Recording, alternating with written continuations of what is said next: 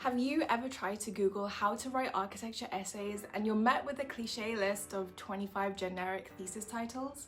I have too. I think the problem in the architectural education space, specifically for essay and dissertation modules, is that there is no frame of reference whatsoever on how to go about writing 5 to 10,000 words. You kind of just get thrown into it. Luckily, after doing so year after year for 5 years now, you kind of pick up a few tricks. Today's video is all about how I wrote my master's thesis about something that I absolutely love and use that passion to write efficiently and combine my interests. If you're a student struggling with thesis writing, I really hope that this video can give you some inspiration and useful actionable tips. I've also got a blog post on my website, toscaleblog.co.uk, called How to Write an Effective Essay, where I basically break down the basic principles of writing long-form text, planning ahead, and still enjoying the project. So for a bit of context, at the University of Greenwich, you work on your thesis from September to March, and it's generally a 9 to 10,000 word thesis that can also take various creative forms. So you're able to write about any topic you choose, which leads me on to my first point, capitalizing on my interests. First step in writing my thesis was finding a topic that I was truly passionate about. For me, this was food. I've always been a foodie and I really wanted to explore this intersection between food and architecture. So by choosing a topic that I was passionate about, I was able to stay motivated and engaged throughout the writing process. In fact, I think at one point I was writing like 1,000 words within an hour. So I think something like that can only really come from writing about something that you're curious about and you want to explore further.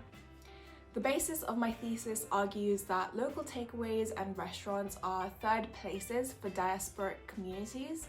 I initially set this up through a theory by a sociologist named Ray Oldenburg, who put forward this theory that our homes and our work environments are our first and second places, but the recreational spaces where communities basically come together can be construed as third places. So to make this way more personal to myself, I focused very specifically on the South Asian community within the context of Hounslow, West London, where I grew up. Adding this focus tunnel really helped me to jumpstart my research as soon as possible, and I think it was a really good decision because it didn't actually overlap with my design project, but it still worked. I can't stress this enough, if you don't have your thesis topic within the first 6 weeks, you will most likely fall behind or find that your passion for the topic you've ended up with kind of fizzles out.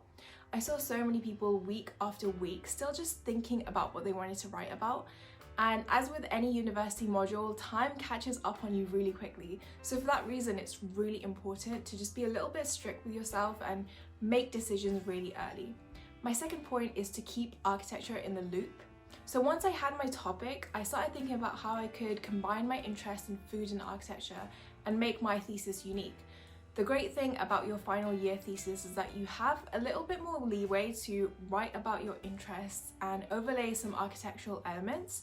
So for the architectural side of things, aside from the definition of third places itself, I decided to focus on the design of restaurants and how this enhances the characteristics that make these spaces a third place. I was then able to bring a fresh perspective to my thesis and keep myself interested in the topic. Sometimes I was worried about whether the subject of the thesis was veering too much towards food and less on architecture, but I think that's where the relationship between your tutor and yourself comes in. And luckily my tutor was really incredibly passionate about my topic and encouraged me to lean further into the personal side of it. So he was telling me to go out and taste food, write little reviews, take pictures, and that was honestly my favorite bit. And I think I ended up being a lot more confident in doing something different, like having small review columns throughout the thesis based on the writing style of food critics. My last point is to be efficient when you're writing. Writing a thesis can be totally overwhelming, but I found that breaking it down into manageable chunks, I was able to make steady progress without feeling burnt out. I basically set myself small goals for each day, like writing a certain number of words or completing a section, and by doing this I was able to avoid procrastination and make consistent progress towards my final goal. So I basically used each week's tutorial as my artificial deadline, which allowed me to set realistic targets alongside obviously my other design work I was doing, But I think there has to be some kind of balance, and I personally believe that even if you don't go to tutorials with new writing, having a game plan moving forward is still much needed. So some weeks I didn't actually end up doing any writing because I wasn't in the position to, because I had to do my research first. But I outlined this in conversation with my tutor, and we were able to kind of distill down exactly the type of things I needed to research and test. So if you'd like to see exactly how I planned and wrote my architecture thesis by using Notion, I have got a video on this channel explaining how I did that and how I broke it down into chunks, planned chapters, key points, and embedded sources throughout the thesis. I would also say try and make use of the university's support and resources, such as the library, but at Greenwich we also had an online peer review service where we could get our drafts audited by professionals to check for spelling, grammar, and a bunch of other things. So if possible, try and support the peers around you, and maybe even have like a little accountability system with your friends so you can keep each other in check. Basically, writing your thesis, or writing my thesis, Writing my thesis about something that I love was an incredibly rewarding experience, and by combining my interests, writing efficiently, I was able to create a really unique and engaging piece of work.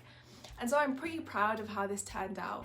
So if you are struggling with your thesis writing, my top tips would be to find a topic that you're passionate about, combine your interests, and break down the writing process into manageable chunks. Good luck and thanks for watching. If you enjoyed this video, please do give it a thumbs up and subscribe for more content like this. And if you do have any tips for writing a thesis, let me know in the comments below. See you in the next one. Bye guys.